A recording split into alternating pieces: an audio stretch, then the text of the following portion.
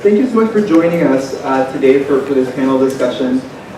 So as we were selecting the panelists, the reason why, I met Sue earlier in the year, and it's funny because I met her earlier in the year, but I had seen her name so often in emails and so forth through her work with the nonprofit Alliance. And then I actually had heard of her through a friend at Palma, through her work at the the National Coalition Building Institute. She was just raving about this workshop that perhaps we will talk about, or if not, we'll talk about it at the end. And so I thought she would give a really interesting perspective to today's panel. And then Germaine Esquivel is with the YWCA of Monterey County, which actually inspired this series along with a few articles that I read in the weekly. So the YWCA sponsored a lecture series last year, or actually 2 years ago.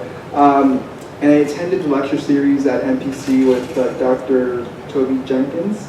And I remember coming back really inspired because at this point we had just changed leadership, and it seemed like we really didn't have a footing in terms of programming with our new team. And so I came back to the center and I was talking to our director about how wonderful I thought this lecture series was. The lecture just was very in line with their overall mission statement, and I felt really inspired that a small team could pull off this very meaningful program, and so I was telling them like, this is what we should aim to be. So I'm really happy to have Germaine with us today. And then Andrea Manzo is with PHC Salinas, which is a really wonderful organization that's very dear to my heart because I grew up in Salinas as well. So they're doing really wonderful work. Ciclovia is coming up, which is kind of their signature event, so I hope you guys will all attend as well. We'll be in attendance on October 15th. Yes, 15th. Distributing copies of Citizen. And there's actually some copies in the back for those of you who haven't gotten a chance to get the copy of the book. Please feel free to take them, they're complimentary, and attend some of the other events. So we'll begin first with each panelist discussing some of the work that their organization is doing. So Sue Parris will go first, and then we'll have Germaine, and then Andrea, and then we'll hold questions at the end. Thank you for coming.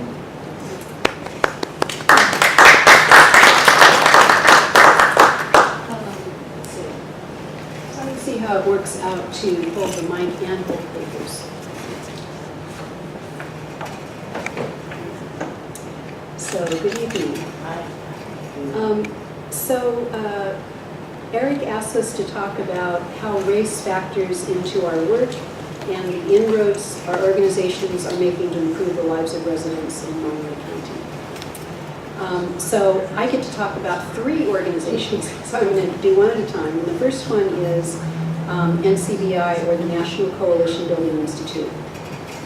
And NCBI is a nonprofit leadership development network that's dedicated to the elimination of racism and other forms of oppression. We develop teams in local high schools and have done workshops for students and staff it's been about 25 years in nearly every school district in the county. NCBI high school clubs lead diversity workshops for their peers and also do projects in their schools and communities, such as campaigning against racist graffiti or teaching younger students about human rights leaders and acting as resources in their schools for diversity and inclusiveness. And CSU Monterey Bay also has an NCBI affiliate. So ending racism is central to NCBI's work, but we include all forms of oppression because they're, of course, all interconnected, and it also helps each of us see our individual place in the work to end oppression. In addition to the work that we do together, all of us, we make a space for targeted groups, such as those targeted by racism, to meet together in caucuses or affinity groups. And we found that affinity work creates an important opportunity to recharge and heal from racism in order to make it possible to work across group lines. NCBI uses personal stories as a way to deepen our understanding of one another. Our approach is to give people tools to step up and take leadership against racism wherever they are. We all have a lot to learn, a lot of work to do, and it's more likely that we will do it if we feel encouraged and supported rather than shamed, criticized, or isolated. So supporting leadership is a big part of what we do.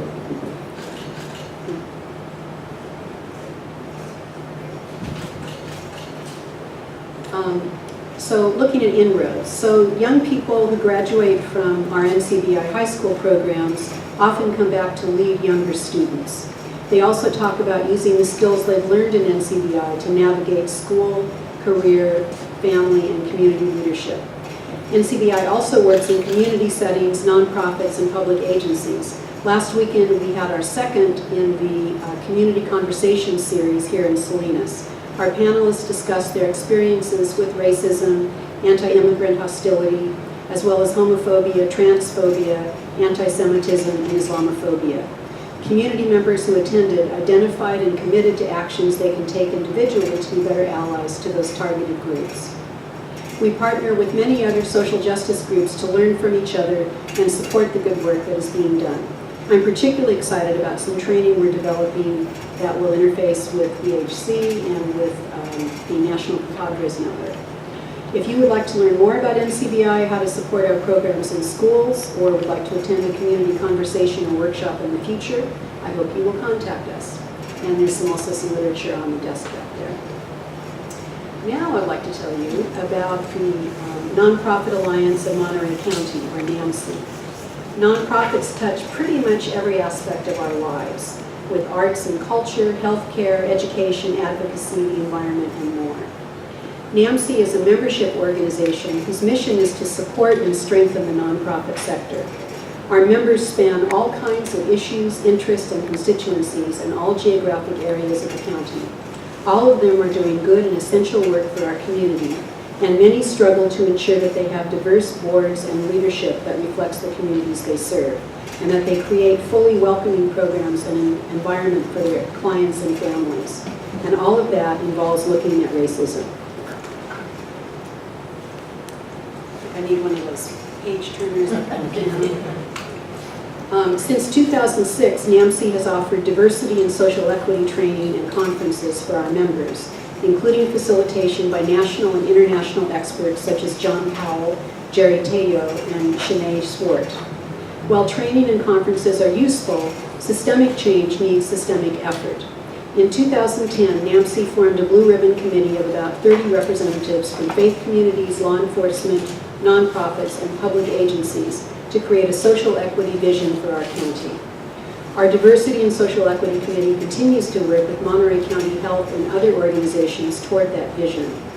NAMC offers equity assessments and other tools and resources on our website for use by organizations. NAMC's Advocacy Committee has offered trainings by COPA in community engagement for our members and has follow-up training planned for next year. We also bring together individuals who are working formally or informally on racial and social equity in their organizations. That sort of leadership can be lonely and stressful, and we found that connecting with others who are doing similar work can be useful and healing.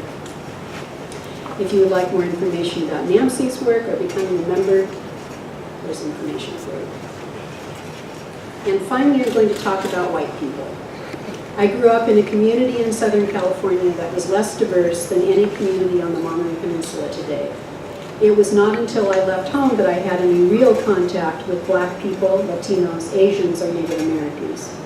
I also had not had any real information about racism, the depth of it, the impact of it, or my position in the system that holds it in place.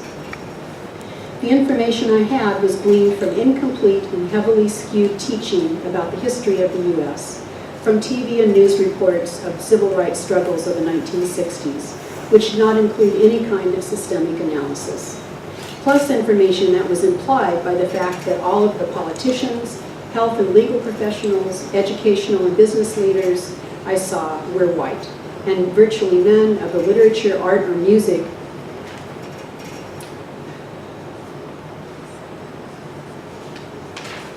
I had been exposed to was produced by people of color, which is one of the reasons that books like Citizen and The Big Read are so important. So I had a long way to go figuring out how to have authentic relationships with people who are different than me. That's a problem when you don't know much about them, but even more so that you don't know much about yourself and the position you occupy in structural racism. I've learned a lot in the past 30 years through NCBI and related work and through exposure to the thinking, music, and art of Black and brown people. But I am so grateful to have become connected in the past couple of years with a new group called Whites for Racial Equity. This is from the Whites for Racial Equity website. Who we are and what we believe. We are people who have been socialized to identify as white. We realize that this identity is rooted in white supremacy and has served as a tool of oppression for hundreds of years in the U.S. We recognize that while we have many social and economic privileges, we have paid a great cost by being indoctrinated into a system of white supremacy and having the humanity we share with all people distorted. In order to work for racial equity, we know that we must educate one another, reflect upon and deepen our own awareness and actions, and be accountable to people of color. Cultivating greater racial competency and examining ways in which we consciously or unconsciously enact our own white privilege can be difficult and uncomfortable. Our monthly second Saturday meetings are designed for white people to take risks as we examine white privilege critically and personally. These meetings are not designed for people of color, as it can be painful to listen to white people struggle and stumble. Also, there is a tendency to put the burden of educating white people onto people of color in the room. We believe it is crucial that we take on this burden ourselves and educate ourselves and one another. We hold other gatherings that are designed to be multiracial, video discussions and a monthly book group, as well as occasional panels and trainings. We share resources on our website and Facebook page and collaborate with other local and national groups. We welcome everyone to join us for these activities. This group is not a replacement for multiracial activism, far from it. But white supremacy is our problem as white people. We created it, we benefit from it, and so we must work to dismantle it. And those are the 3 monthly activities that we have generally. We plan and participate in actions such as the Vigil for Racial Justice a few weeks ago in front of the Monterey Jazz Festival, and collaborate with other social justice organizations such as the NAACP, Pause the Calls, the Village Project, and Allies at MIS, where there was a great Race and Rhymes poetry slam last week. Also, the project I mentioned earlier that partners with BHC and NCBI includes Whites for Racial Whites for Racial Equity, National Compadres Network, and training on white privilege and white supremacy. Yay. If you would like to learn more about WRE or attend our events, I encourage you to check out the WRE website and find us on Facebook. I'm so pleased to have this opportunity to talk about racism in Monterey County, to celebrate where we've made inroads and where there's much more work to do. I look forward to working alongside of you.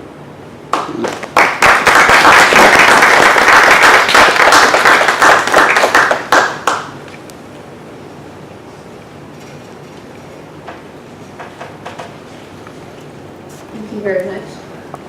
My name is Germaine Esquivel. I am the Director of Supportive Services for YWCA of Monterey County.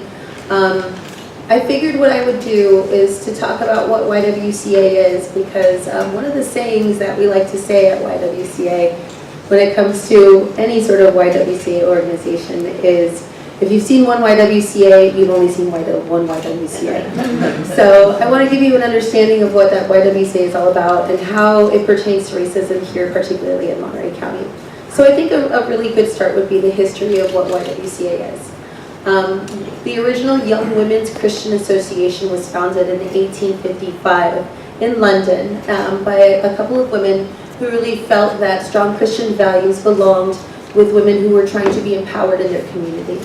So the idea was to really empower women specifically so that they can voice the voice of the home and so that they can connect the home with the work world. From there, in 1858, the Ladies of Christian Association was founded here in the United States, and it was specifically to boost the status of women, especially during a time where we were facing war. So from there we were at the forefront of social movements, and we've been at the forefront of social movements for over 150 years. In 1889, we were part of the first black branch that, even before women's suffrage, that emerged in Dayton, Ohio.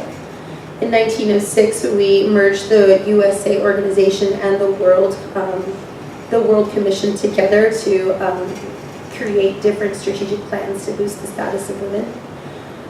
In 1946, we held an interracial charter to abolish racism through desegregation and interracial institutional structure. Now keep in mind that's 1946, this is before the Civil Rights Movement. And in 1978, we actually added the phrase eliminating racism to our mission.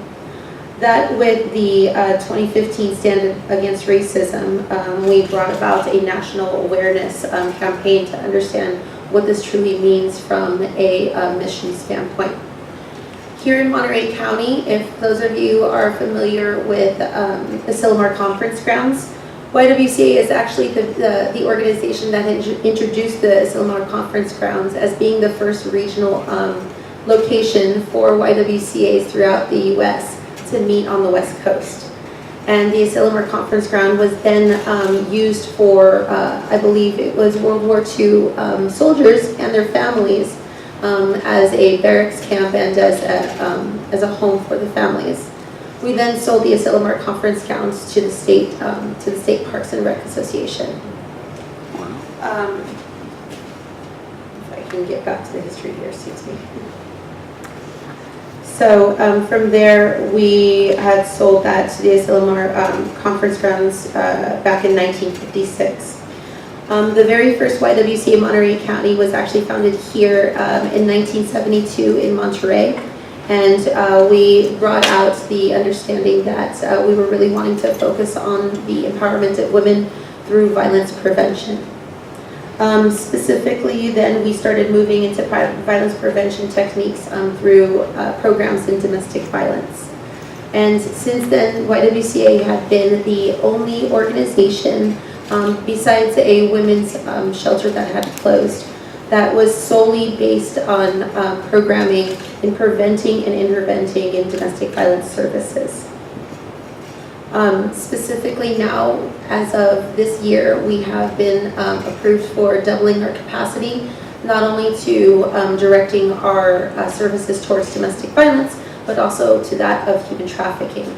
So we have the only confidentially located shelter for those victims of domestic violence who are looking to flee their abuser, but now we are also opening a shelter for human trafficking victims. And human trafficking happens right here in our own home.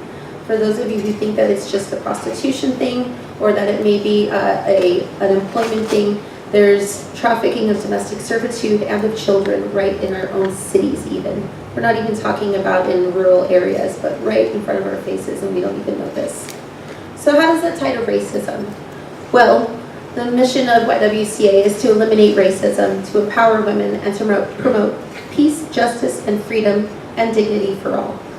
Now, I gotta say, I've been part of the YWCA for almost 9 years now. And when I first heard that mission, I kept on thinking, wow, that is a very complicated mission. Because you gotta think of eliminating racism, then empowering women, then promoting peace, just freedom, and dignity for all. And to me, that sounds very complicated. But it wasn't until about a year or two ago that I learned about how this can blend together so perfectly, and how we started really boosting our programming into racial justice. And what does racial justice look like in domestic violence and human trafficking? Well, there's this thing called intersectionality.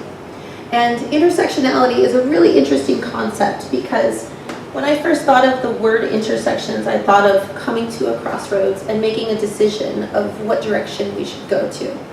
When in actuality, intersectionality is really a matter of a lot of crossings of crossroads, and they all form together.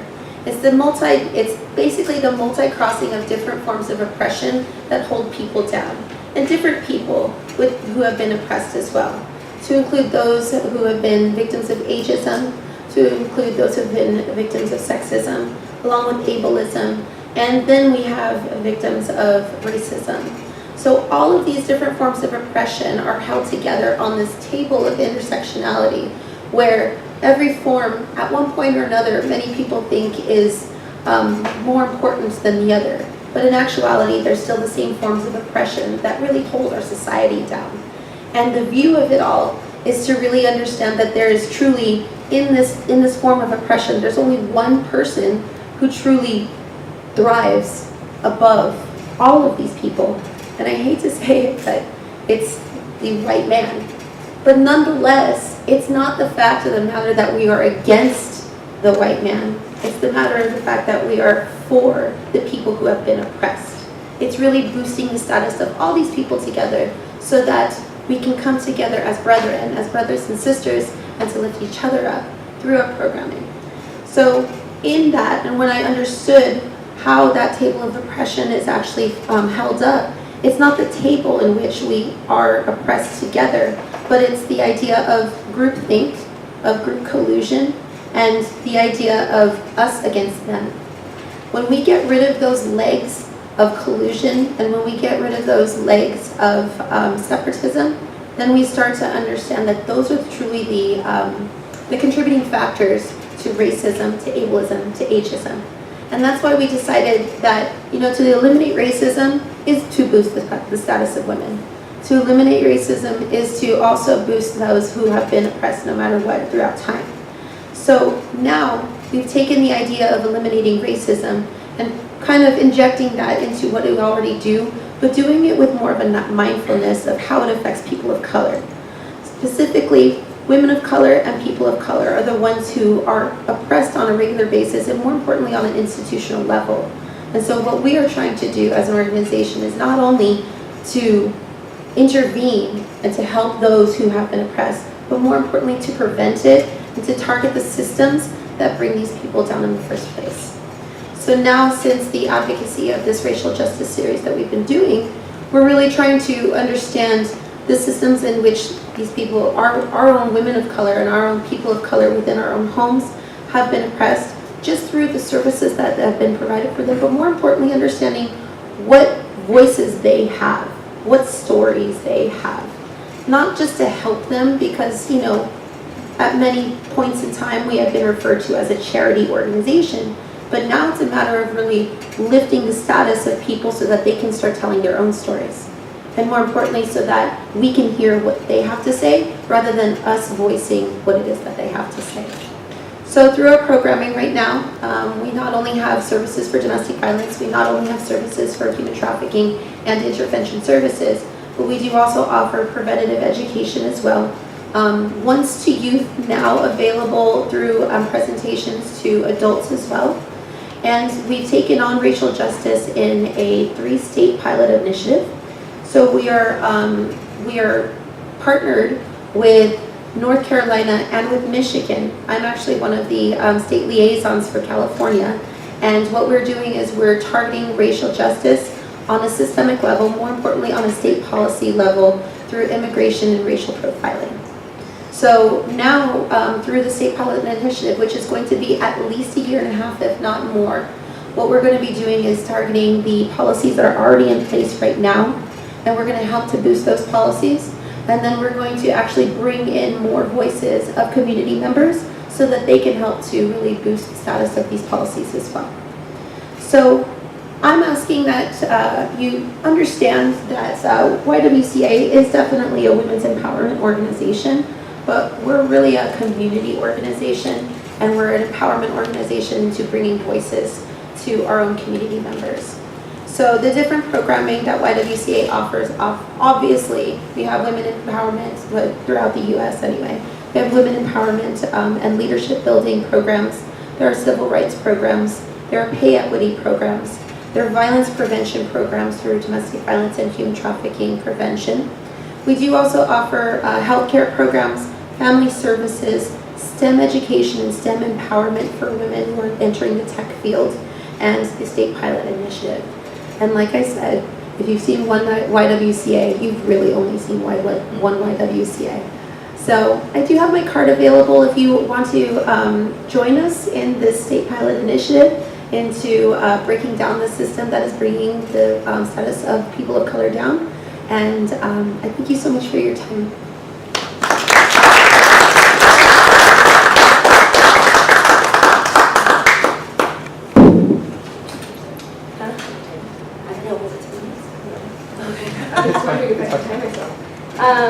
Good evening, everyone. No wonder they chose this one. The light. So I'm going to take out my timer really quick because I could talk about this for days. So I want to make sure that we stick to the time a little bit. But my name is Andrea Manzo. I'm her manager for Building Healthy Communities, and I'm going to do sort of a quick overview of the work that we're doing, and specifically around this healing, informing, governing for racial equity work we're doing. I brought one copy of Building the We, which, but it also can be found online, that really tells a more detailed story of how this work has happened here in Salinas. And so I'm going to leave it here, and maybe if I ask a question and somebody answers it right, maybe they'll get it. We'll see. I get a sense that all of you are here because you really care about race, or really curious about race, or there's something that you feel a connection in wanting to have this conversation. I think especially given everything that's going on in the nation now, this has become such a prominent issue, and I think it's a discussion of people like me, our generation. This is going to go down in history books, and so I think we're at a very particular time where we can do something about it, try to shift something, especially since a lot of us don't feel a lot of control at kind of the federal, national level. There's a lot of work we can do here locally, and I'm glad to hear that my colleagues are doing such great work, and we are going to have some talks together to figure out how we maximize on that later. But for those of you that don't know, Building Healthy Communities is a 10-year initiative. It's funded by the California Endowment. It is, the California Endowment is the largest health foundation on the West Coast. And we're really trying to change the health outcomes of residents, but really taking a holistic approach to that. So knowing that there are a lot more things that impact your health versus whether or not you have access to healthy foods, or if you have, if you go to the doctor, or if you have insurance, or whatever that looks like. And so I'm going to focus just today, because I have so much that I could talk about. I'm going to focus on the area of work around land use. That's kind of the area of work that we've been focusing on. And so, how many of you have heard about the upstream approach to health, the story? Upstream approach to health? No? Yes, I get to tell a story for the first time. So there's a story that's used to depict kind of like the approach to health, kind of, and usually used in health departments, where, you know, there's this village, and these men are walking along this river, and they see a body come down, and someone's drowning, and so they go over and they get someone out, and they're like, wow, what happened? And then all of a sudden another person comes down, and they pick up the next person, and then before they know it, there's just many people just coming down, and they can't pick them up because there's only 2 people. They don't have the strength, they don't have the time, and people are drowning, right? And so I think that I say this because I think that BHC has evolved in this upstream approach kind of thinking, and really thought about not only, I skipped a part of the story. So I was like, they're not going to get this if I just keep going. I'm trying to speed through this, and it's really not working out. And so they figure out they can't do it, and so what they decide to do is they decide to go up to figure out, like, what's going on, why are these people drowning, you know, it keeps happening more and more. And so they figure out that there's a bridge that's broken, and people are falling through the bridge, and that's why you know, people are drowning. And so BHC has really stepped up their game, and this is where I was going, that we are looking at, you know, fixing the bridge, because you could avoid all these drowning, you could avoid all these deaths that are happening if you would just fix the bridge, right? Instead of spending all your time maximizing on pulling people out of the river, why don't we just fix the bridge? And so we're taking a closer look at what that looks like, because we're not only looking at fixing the bridge, but we're saying, where does the bridge get built?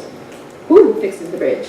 Who has access to the bridge? And exactly, you know, and asking all these critical questions that before maybe we wouldn't have been asking ourselves. And so I'm going to just do a quick overview of where this racial equity work emerged, and what it has looked like in practice, and then some of the, I think, challenges and key lessons learned.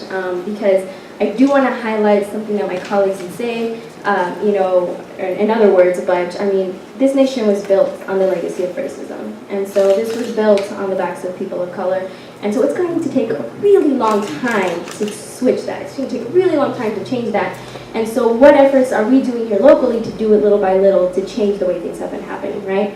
And so I'm going to focus on one project. So a lot of our work in Salinas has to do with building resident power.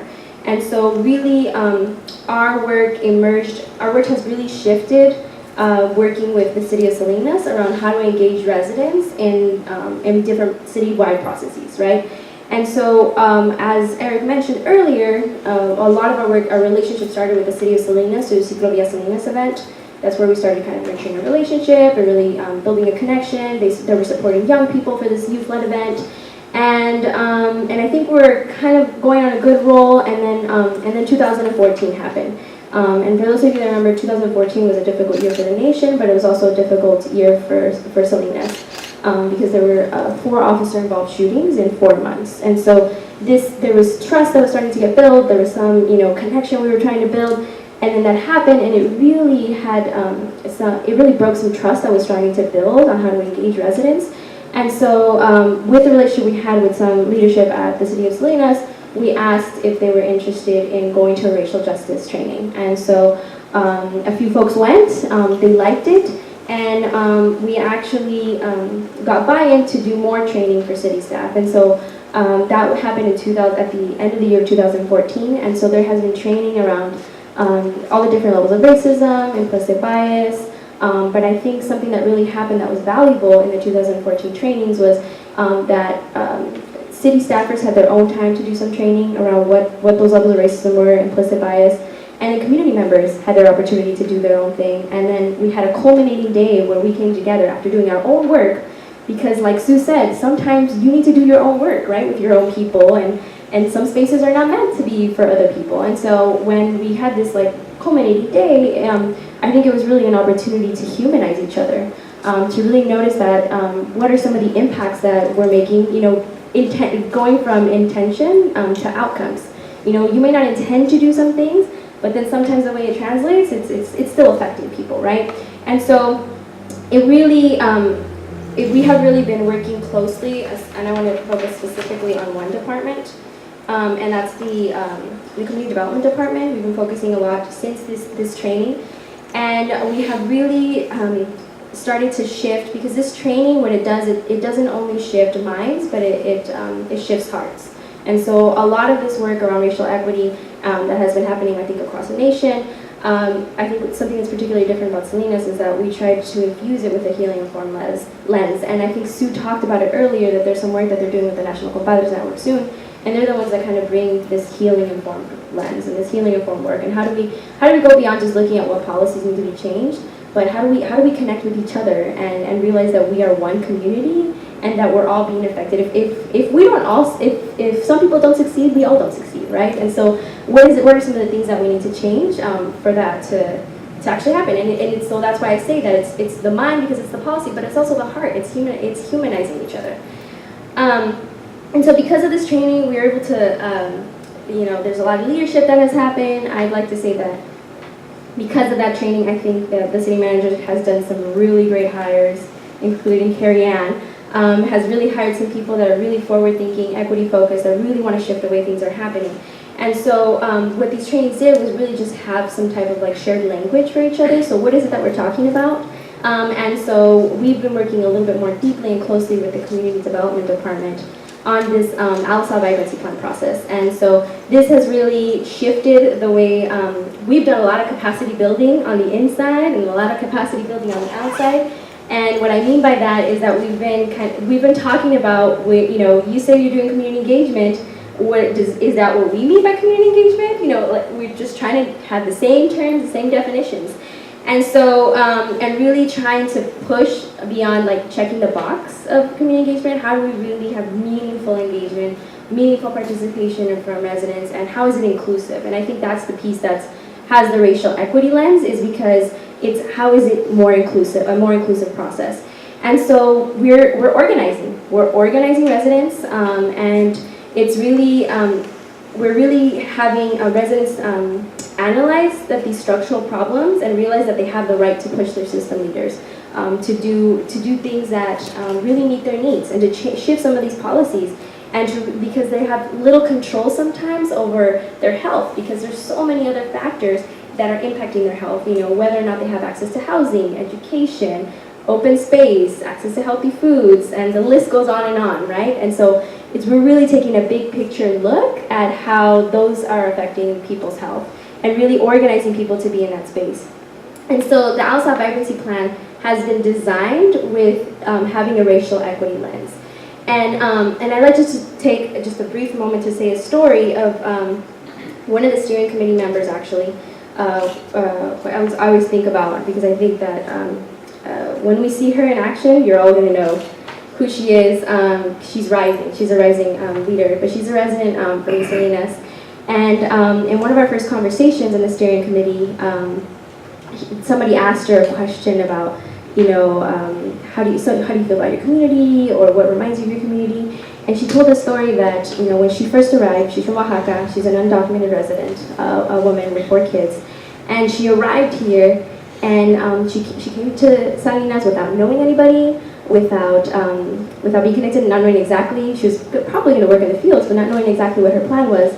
And the moment that she got here, she saw a woman with a rebozo, with a shawl. And that immediately, and this was in East Salinas, and immediately she felt a sense of being at home, of belonging.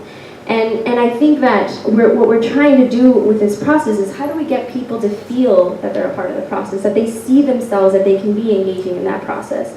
And so she has spoken at some of these community-wide meetings, and you can hear her voice, and she keeps telling people that, even if I'm undocumented and I'm scared, I need to get up and I need to use my voice, because people need to know what the issues are and we need to change them. And she's very optimistic about it, and I think that she's the testament to the type of leaders that we want to make sure that we cultivate and that we support, because she was already a leader, but she just didn't have the okay, hey, you can come up and say whatever you need to say, and it's kind of sad that we have to get to the point where someone can say it's okay to share your voice, right? And so I think because we've designed this process with a racial equity lens, it has the core principles and practices. And I want to share a quote from Paulo Freire that says, if the structure does not permit dialogue, the structure must be changed. And I think that's exactly what we're trying to do along with this process, is changing whatever that structure is. And I'll take a couple more minutes quickly to mention just kind of the complexity of my role. I love that Germaine mentioned the piece about intersectionality. As you all can see, I'm a young woman of color from this community. And I really see the impact of trauma in my community, how it manifests, where it's coming from. And I think doing my own healing work has helped me develop, because this is really tough work, and you need emotional fortitude to do this work and to navigate between community and systems that are supposed to be serving my community. And I often find myself in spaces dominated by white men or just men. And so I think that this healing work has allowed me to create that consciousness of that is a piece of who I am, and using that as a strength in those conversations, using my intersectionality as a strength in those conversations.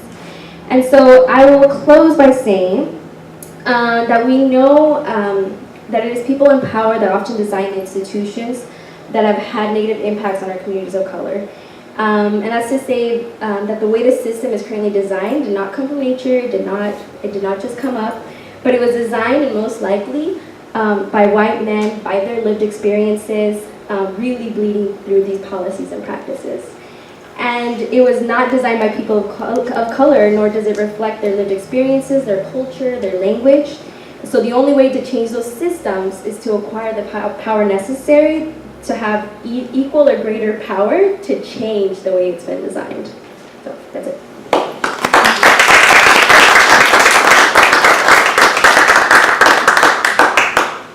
Thank you so much to the three of you. So quickly, I'll begin by asking you a question, and then we'll just go down the panel. My first question actually had to do with, so I work at the National Steinbeck Center as a marketing coordinator, but we are a very small team, so I do a little bit of everything. And one of the questions that I had for you was just, what is the biggest challenge for you guys? You guys spoke a lot kind of about the goals of your organizations, but what would you say is perhaps the biggest determinant for you to actually implement some of your goals? Or what has been some of the bigger obstacles that you guys have faced in your roles within your organizations? Well, probably the single biggest obstacle is the entrenched nature of racism and systemic oppression. So there is at a minimum, some inertia to overcome. And I think many of us, some of us white people are, I think that every white person knows at some level that this is an unsustainable system and that it can't, stay. But there's also some fear about losing something that we've actually been tricked into thinking is of value. And so there's some fear about that, and part of the losing is around just admitting, I'm a beginner, I'm making mistakes, there's things that I don't know. Those are some obstacles I think. I believe when it comes to obstacles for us as an organization, I could easily say funding, but in all honesty, when it comes to moving through these systems and moving through policies and achieving, state level policies, I feel like it's the power of the people that are really going to make that voice. And the stronger we have of a foundational of people, the stronger the voice will be. And that really takes collaboration. And the art of collaboration is a multi-tiered and multifaceted strategy. And the idea behind collaboration is that we all have to have the same overall goal. And through collaboration, we are applying our talents as an individual. Specifically through the collaborations that we have, it's about really focusing on the goal. But sometimes in collaboration, it's a bunch of cats, and they're just kind of wandering around, and they're really on their own schedule. And through that idea of intersectionality, sometimes we forget that we are not of different, we are not more important than the other person that is at the table. And because of the fact that we have been focused on one thing for so long, like for us, we were focused on domestic violence for so long, is we almost forgot that the first words in our mission was to eliminate racism. And it was really the idea of who is it that we can bring to the table, and we would learn from them. We would not be the experts, but we would learn from them and ask them, how do we move forward with this together? And I think that takes a really strong value of humility. And there are plenty of community organizations out here that are fighting for the cause, and they're fighting so hard that they forget that they're actually fighting rather than trying to promote peace. So I feel like collaboration is one of our challenges, but it's still a challenge that we're still always acceptant of doing. And I am always willing to bring not only a voice of whom I represent to the table, but really just trying to bring who the experts truly are to the table. I have to second both of those comments. But I think also just the shift in power, it's something difficult because it's so entrenched. And because people have been so affected and are personally affected by it, and sometimes the way it's exhibited, the way it's demonstrated, it's coming at a place of hurt. And so it's really challenging to shift, the thinking, to shift that paradigm. And because, a lot of people don't feel like they have power, don't feel like they have a voice and a say, and this is supposed to be a democracy. And so I think it's challenging kind of switching that thinking around you personally are affecting somebody versus the impact. What is the impact of the work that you're doing? Thank you. So this might be a little too personal, but I woke up in a horrible mood this morning. And I got this really wonderful email from one of our partners saying that they needed more books because they had given them out and it was optional to take them, and all of their students took them, and that several of them had really positive responses to the books, that they had just started reading it. And it's the book Citizen, the one that we're reading together, is very short, so if you haven't gotten a copy, there's one in the back. Well, anyways, so that actually just instantly put me in such a better mood, right, to get that positive response to the book. And that's kind of been how I've dealt with this month and a half. It's just feeling frustrated and then getting some positive comment about the book, about a program, about a talk, and then continuing on. So, and it's really hard to talk about racism. One of the things that, one of the challenges that I thought we were going to face with this Big Read, as opposed to our previous Big Read, which was on Sunstone and Shadows, 20 Great Mexican Short Stories, was that the overall topic there was Mexico and Mexican culture, which is a lot more lighthearted, I mean, by its very nature. So, how do you make racism exciting, right? Or how do you make it, and still, without diluting its importance, right?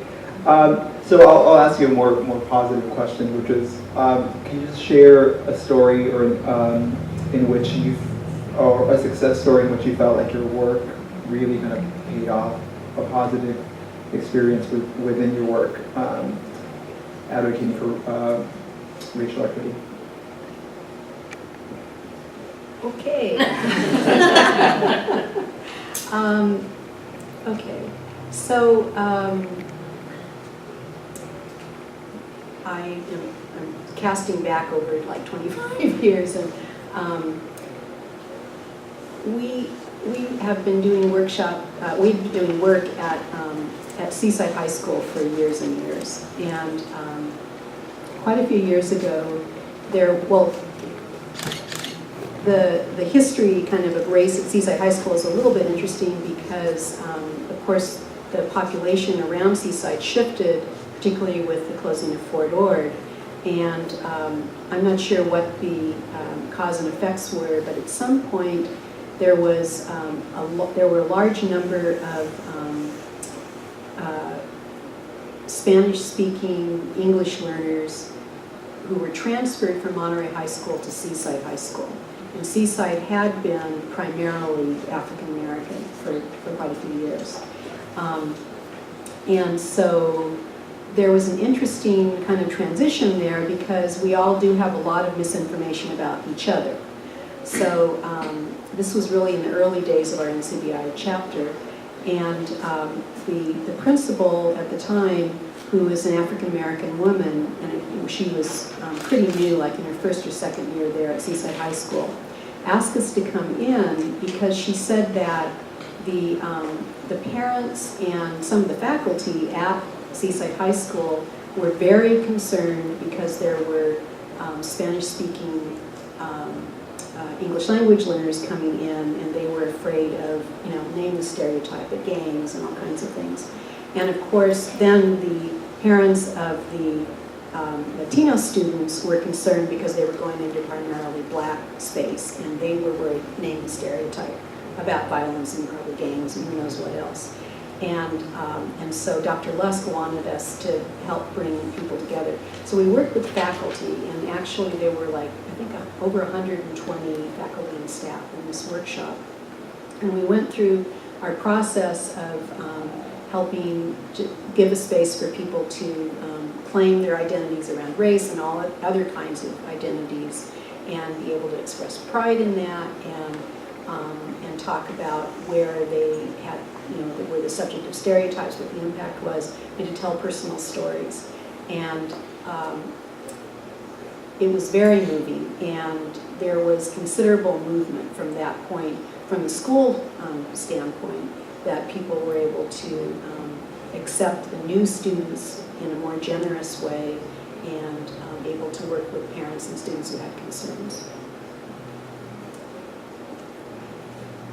I can think of several kind of examples, but I think on a almost like a systemic level is through our prevention education. Like I said, I've been involved with YWCA for quite a few years, and I was in charge of prevention education for most of those years. And it started off with just education of different subjects that involved empowering girls, and then we started really kind of diving into evidence-based curricula, and because at the time we were a domestic violence and solely a domestic violence agency, we had have a curriculum called Safe Dates, which is a curriculum focused on teen dating violence and the prevention of abusive relationships. The good thing about Safe Dates is the fact that it also brings in other topics that contribute to teen dating violence, like gender stereotypes and like sexual assault. But then we really wanted to kind of push the idea of what does empowering mean to youth. So we were introduced to a curriculum called YES, Youth Empowerment Solutions. And the cool thing about YES was that it basically took the idea of youth empowerment and youth leadership throughout their communities, and it pushed the idea of cultural and ethnic foundational roots before bringing about that, to bring about that leadership. So that kind of shifted the idea of what prevention education looked like to us. It wasn't just the idea of what to look out for so that you can avoid it, but it was really starting to build upon the foundational roots of where this youth was coming from.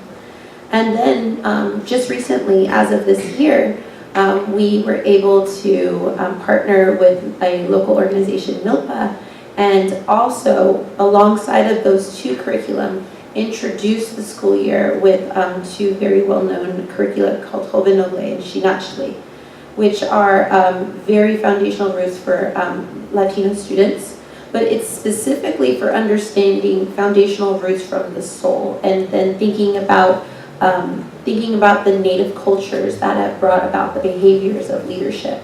So from Joven Noble and Shinachli, we then move into safe dates, because not only do you have to be loving and kind and foundationally true to yourself to understand your leadership, but then from there you need to understand what does that healthy relationship look like beyond yourself to not only a romantic partner, but also to your friends and to your family.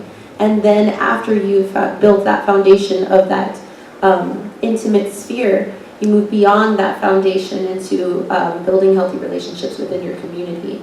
So we were able to kind of root this this idea of cultural leadership and ethnic leadership, and more importantly, the idea of, even if you're multi-ethnic, understanding those different foundations in which brought who you are as a person to bring your roots into your future. And that to me was like a real full circle of, you know, the thriving of our youth and the thriving of what prevention education truly looks like. That was an awesome explanation of how I know that internationally. So I would have to say this work is really hard. It's really, really challenging, really, really difficult, and I'm going to keep saying it because I feel like there are a few moments in the work that I do where I say that my heart smiles, and I have to hang on to that. I have to hang on to my heart smiling because how tough the work is. And I talked about it, but the ALSA vibrancy plan, I think, has been that fuel that keeps me going.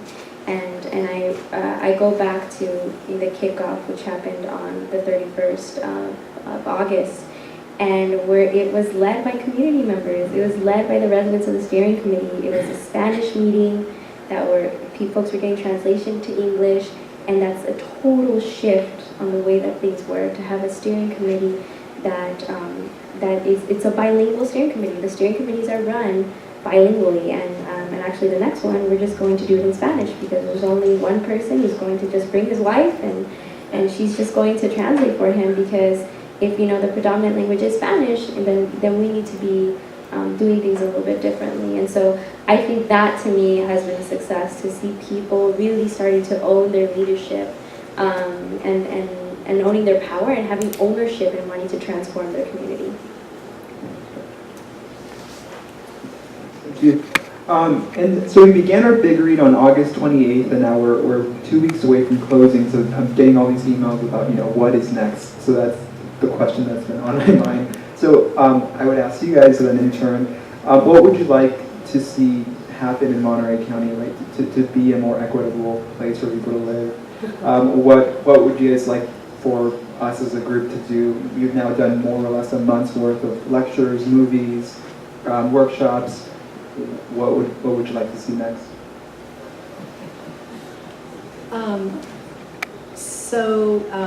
First of all, this project has been wonderful, the Big Read, and I'm really glad that we've had a chance to be part of it. And I think that what we're doing now, which is learning more about each other's work, is really important. And the next step from that is for all of us to figure out where we can collaborate better together, where as individuals we can get involved to support the work that's already going on, and just to learn a whole lot more. I'll speak for myself. Just continue to learn a whole lot more about the people that were missing in my life and the holes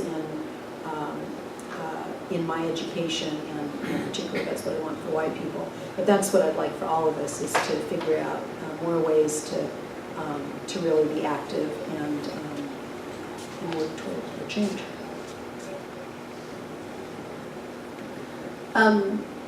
For me individually, and then for me as a representative of my organization, there are two things that I would like to see continue past this. The first thing that I really, really want to see is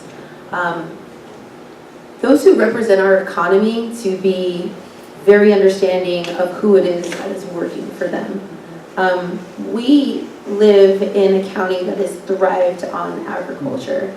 And to see every day the people who work in those fields, who are bent over most of the day, who are covered because they have to protect their faces from the sun, who probably stink to high heaven when they get home, and they're not even able to eat the food that they're picking because they're making cents on the dollar, not cents on the hour, but more importantly, cents on the produce that they're actually giving and boxing that every day.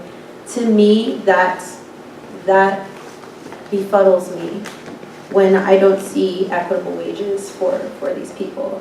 It befuddles me, and I want to be there to help them. I want to be there to talk to them. I want to be there teaching them, or not even teaching them, but just to have a conversation with them and to ask them, what it is that brought them there to that moment, to helping us and to feeding me. I really want to see those people in the ag industry to talk to those people and to understand how hard that they are working for this entire county and for this entire nation, because we are feeding the nation. So that's number one. But number two was something that I've really tried to do myself, because I like to consider myself multiracial. I'm Mexican, Irish, Puerto Rican, and French Creole, and that is a lot to learn about. But being multiracial to me also means that for the largest part of my life, I felt like I didn't belong to any of them because I was only a part. And now I feel like I have an opportunity to learn more about my roots, and it may not be through my blood relatives, but I'm really trying my hardest to figure out the story that brought me to be where I am today. And that doesn't necessarily mean talking to just my mom, but it also means visiting those places in which where I came. So I basically love to urge people of the same background, and for those of you who are of pure descent as well, to not only speak to your family, because family is literally only one group that you belong to, but to speak to all of the groups in which you represent, and to learn about where they came from, learn about the news that's happening to them today, and learn about not just the food and the clothing, but learn about the history of what has happened to them, learn about their government systems, learning their language, listening to their music. Little dabbles here and there make you feel way more connected to the people around you, not just to your own foundational roots, but way more connected to the people around you. And we can call each other an alliance once we start to see each other as equitable and seeing each other as different, but definitely on an equal level.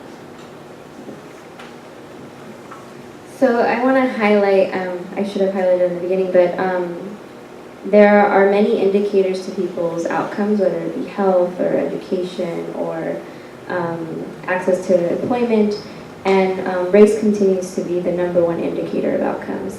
And so I think if I'm speaking to our city, our county, our region, it would be to center race. Center race in the conversations, continue to have dialogues with colleagues and collaboration. And I think we're at a very prime time, and I'm looking at Rosemary right now, because the county just passed a resolution on September 12th for moving on this governing for racial equity work.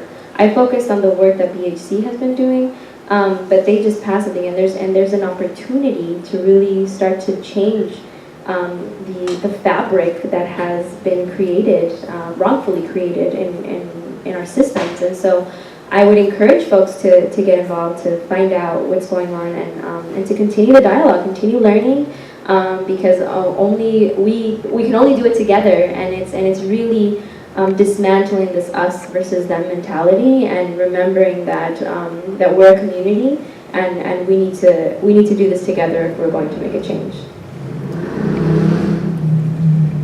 Thank you. So we are now at 6:33, but I do want to, we're just a little over time, but I just want to take a few questions from the audience, if there's anyone with questions. No? Well, thank you so much for attending. There's a few books in the back. Please help yourself. And there's also some pamphlets from the National Coalition Building Institute. I can never say the acronym. I say the name, but I can never say the acronym for whatever reason. As well as some lanyards from the YWCA as well. Thank you. Actually, can I just interject something? Yes. I just wanted to say thank you to NCBI and Whites for Racial Equity and many other organizations that have helped to bring about my family story and the story of the Chinese villages on the Monterey Peninsula. Because as I was growing up, my generation did not know anything about those villages. We only knew about the Beach Boys and the Beatles and Peace and Love, but we didn't know about our own history on the Monterey Peninsula, because after our village was burned down, nobody talked about it. The Chinese were afraid to talk about it. And so through prodding from Sue, because I was not equipped to really speak up, but because people stood beside me and helped push me along, now we are talking about the story about the Chinese on the Monterey Peninsula. So it's work that you all do that help people like me to not be afraid to speak up now and to tell our story. And so this weekend after 10 years of struggling with this weekend I was invited to speak in Pacific Road, not to speak, but to have a table to tell the story about the Chinese village. So we've come so far. But it needs people who recognize the need also. Because I didn't know about these organizations. So that's why I'm here, to say thank you. Thank you so much for joining us.